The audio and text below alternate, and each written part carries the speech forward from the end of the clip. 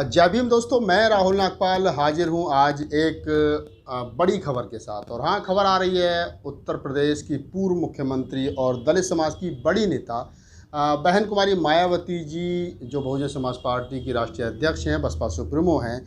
उनके ट्वीट से एक खबर बन रही है। उन्होंने 2 ट्वीट किए हैं और एक ही विषय को लेकर के किए हैं। पहले तो मैं धन्यवाद करता हूं बसपा सुप्रीमो मायावती जी को कि उन्होंने इस मामले पर ट्वीट किया, क्योंकि ऐसे मामलों से अक्सर बसपा सुप्रीमो बचती रही हैं और वो कहीं ना कहीं ऐसे मामलों में बोलने से बचती हैं और कतराती हैं। लेकिन आज वो इस मामले पर बोली हैं और ये मामला वही है जिसको लेकर के मैं और मेरा चैनल लगातार इस आवाज़ को उठा रहा है। हम लोग बोध गया मुक्ति आंदोलन का मामला हो या अयोध्या साकेत नगरी का राम मंदिर, जहां तथागत बुद्ध के अवशेष निकले खुदाई में, वहां पर बौद्धों की आवाज़ को सुप्रीम कोर्ट द्वारा दबाए जाने का मामला हो, हम लोग उसको लगातार उठा रहे हैं। अब इसी मामले में जो 5 तारीख को प्रधानमंत्री नरेंद्र मोदी जी रामलला की राम जन्मभूमि का पूजन करने के लिए वहां जा रहे हैं, हम इस बात को भी उठा रहे हैं कि संवैधानिक पद पर रहते हुए कोई भी व्यक्ति किसी जाति, किसी धर्म के लिए नहीं जा सकता। ये गैर संवैधानिक है। मैंने पहले भी बताया था उदाहरण के रूप में कि जब 2015 में एक SC/ST सरकारी कर्मचारियों का महा अधिवेशन हुआ था, तो उसमें केंद्रीय गृह मंत्री, तत्कालीन केंद्रीय गृह मंत्री राजनाथ सिंह को आमंत्रित किया गया था और उन्होंने ये कहते हुए आने से इनकार कर दिया था कि वो जाति विशेष के प्रोग्राम में या धर्म विशेष के प्रोग्राम में नहीं जाते, क्योंकि वो संवैधानिक पद पर हैं। तो आप समझ सकते हैं कि पहली सरकार के जो गृह मंत्री थे राजनाथ सिंह, वो किस प्रकार के संवैधानिक पद पर रहते हुए उन्होंने आने से इनकार कर दिया था। और आज अगर देश के प्रधानमंत्री संवैधानिक पद पर रहते हुए रामलला की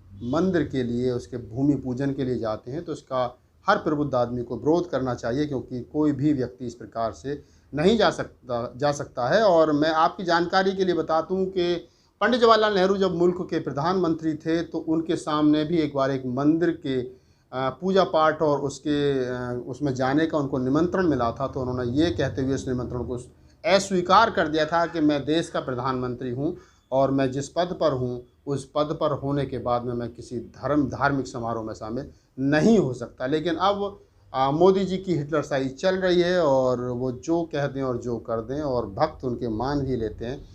तो बस ये बात के साथ साथ मैं यहाँ बहन कुमारी मायावती जी के ट्वीट को पढ़ना चाहूँगा और बताना चाहूँगा कि बहन जी ने इस सारे विषय और या अयोध्या साकेत मुक्ति आंदोलन जो चल रहा है, जो हमारे बौद्ध भिक्षु चला रहे हैं, उसमें क्या उन्होंने कहा है और क्या उनकी गाइडलाइन है मायावती जी की, वो मैं आपको बता देता हूँ। पहला उन्होंने जो ट्वीट किया है वो क्या है कि जो राम जन्मभूमि की जो ट्रस्ट है, उसमें जो 15 ट्रस्टी हैं और उनमें एक ट्रस्टी जो हैं वो जो महामंडलेश्वर हैं, वो दलित समाज से आते हैं।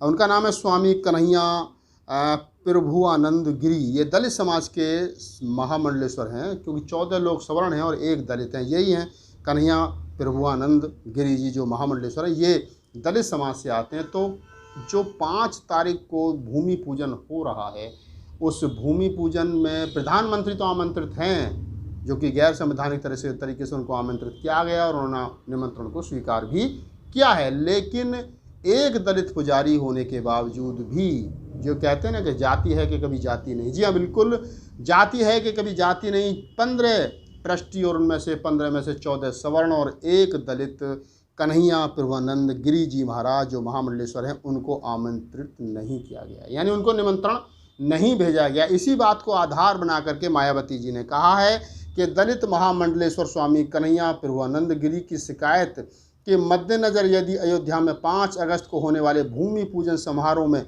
अन्य 200 साधु संतों के साथ उनको भी बुला लिया गया होता तो यह बेहतर होता। इससे देश में जाति विहीन समाज बनाने की संवैधानिक मंशा पर कुछ असर पड़ सकता था। यानी मायावती जी ने ये कहा है कि जब सबको बुलाया गया है, तो आप अगर जातिवाद नहीं करते हो या जाति को नहीं मानते हो, तो आपको जो स्वामी कन्हैया प्रभुआनंद गिरी जी, जो दलित समाज से आते हैं, उनको भी आमंत्रित करना चाहिए था।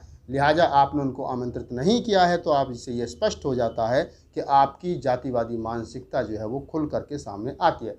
इसी संदर्भ में बहन जी ने दूसरा ट्वीट किया है। उन्होंने कहा है कि वैसे जातिवादी उपेक्षा तिरस्कार व अन्याय से पीड़ित दलित समाज को इन चक्करों में पड़ने के बजाय अपने उद्धार हेतु श्रम कर्म में ही ज़्यादा ध्यान देना चाहिए। व इस मामले में भी अपने मसीहा परम पूज्य डॉक्टर भीमराव अंबेडकर के बताए रास्ते पर चलना चाहिए। यही बीएसपी की उनको सलाह है। यानी बहन जी ने एक तीर से दो निशाने यहाँ साधे हैं।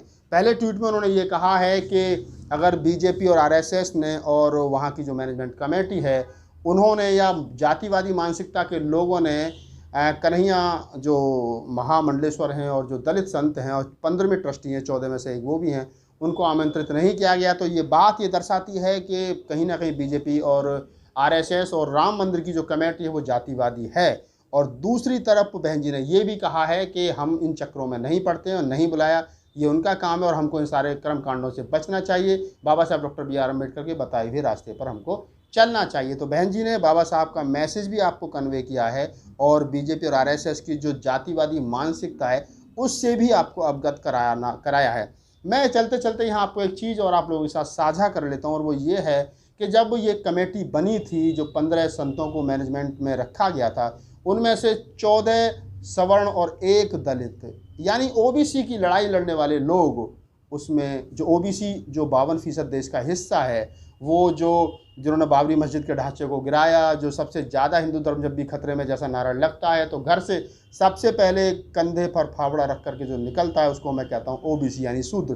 उस शूद्र समाज का एक भी संत रामलला के ट्रस्ट में नहीं था। ये ओबीसी को भी सोचना चाहिए कि लड़ेंगे आप, मरेंगे आप, जेल आप जाएंगे, ढांचे को आप गिराएंगे और कार सेवक के रूप में काम आप करेंगे। ना तो आप कमेटी में हैं और याद रखिए ना आप, जब रामलला जन्मभूमि की नींव रखी जा रही है तो उसमें आपको निमंत्रण दिया गया है। तो ये ओबीसी समाज को सोचना चाहिए कि वो आखिर अपने आप को इस पूरे प्रकरण में पाता कहाँ है। बहुत सारे संत नाराज़ हैं, ब्राह्मण नाराज़ हैं, कार सेवक नाराज़ हैं। कार सेवकों का कहना है कि जिन लोगों ने राम जन्मभूमि की लड़ाई लड़ी या 6 दिसंबर 1992 को जिन कार सेवकों ने उस ढांचे को गिराया और उसके बाद में वो लोग जेल गए, बहुत सारे, मैं 3 से 4 लोगों को ऐसा जानता हूँ जिनको गिलानी अंदर से पैदा हुई और उनको ये लगा कि उनके हाथ से गलत काम हुआ है, तो उन्होंने राम जन्मभूमि पर जाने के बाद में, उस ढांचे को गिराने के बाद, 6 दिसंबर 1992 की इस घटना के बाद में वो अपने आप में इस कदर आत्मगिलानी के शिकार हुए कि उन्होंने हिंदू धर्म को छोड़ करके इस्लाम कबूल कर लिया। और एक शख्स ऐसे भी रहे उनमें से जिन्होंने एक बाबरी मस्जिद गिराने का जुल्म किया और बाद में अनेकों मस्जिद मुल्क में बनवाई। यानी देर सवेरी सही, अगर आदमी होश में आ जाए तो होश में आ जाए और नहीं आए तो फिर मरने तक ना आए। मैं यही कहूँगा आप तमाम साथियों से कि अब राम मंदिर बनने की तैयारी है, प्रधानमंत्री जी उसके उद्घाटन के लिए जा रहे हैं, बहन जी ने ट्वीट किया है, वो मैंने आपको बता दिया है। ओबीसी को इस पूरे प्रकरण में क्या मिला है और क्या मिलने वाला है वो आप लोगों को मालूम है। हाँ, ये ज़रूर हो सकता है कि मंदिर बनने के बाद और मंदिर के बाहर जो लाइन लगे तो वो सबसे ज़्यादा ओबीसी के लोगों की लगेगी, ये मुझे भी मालूम है और आप लोगों को भी मालूम है। साथ ही साथ में एक बात और भी बता सकता हूँ कि ओबीसी को और क्या मिलने वाला है। ओबीसी को यहाँ मिलने वाला है कि राम मंदिर के सामने जो मालाएं बेचेंगे वो भी ओबीसी बेचेंगे और जो नारियल बेचेंगे वो भी ओबीसी बेचेंगे, क्योंकि फूल का काम भी माली और सैनी समाज के लोग ही करते हैं तो वही करेंगे। बाकी ना तो आप पुजारी बन सकते हो, ना मंदिर में घुस के दर्शन कर सकते हो और ना मंदिर पे आने वाले चढ़ावे से आप अपने बच्चों को पढ़ा लिखा करके आईएएस बना सकते हो, ना ही उस चढ़ावे का आप प्रयोग कर सकते हो, क्योंकि उस चढ़ावे पर, भगवान पर चढ़ने वाले चढ़ावे को किसी भी रूप में वो चढ़ावो, चाहे पैसे के रूप में हो, चाहे कपड़े के रूप में हो, चाहे फल के रूप में हो, चाहे आभूषणों के रूप में हो, किसी भी रूप में जो चढ़ावा चढ़ता है उस पर सिर्फ एक ही जाति का कब्जा है और जिसे मैं कहता हूँ ब्राह्मण। तो बस आप समझ लीजिए और सोच लीजिए और जाग जाइए, क्योंकि आपको इस मुल्क में मिलने वाला कुछ है नहीं। ओबीसी जागेगा तो ब्राह्मणवाद या मनुवाद की रीढ़ टूटेगी। अगर आपको मेरा वीडियो अच्छा लगा हो तो इस वीडियो को आगे बढ़ाइए, अपनी राय दीजिए, कमेंट्स कीजिए और शेयर कीजिए इस वीडियो को। अगर आपका कोई सवाल है तो मुझे आप ईमेल पर पूछ भी सकते हो और मेरी मेल आईडी है rahulnagpalofficial@gmail.com। तो बस आप देखते रहिए राहुल लाइव 85 और मैं आपका दोस्त राहुल नागपाल आपसे लेता हूँ इजाज़त। जय भीम, नमो बुद्धाय।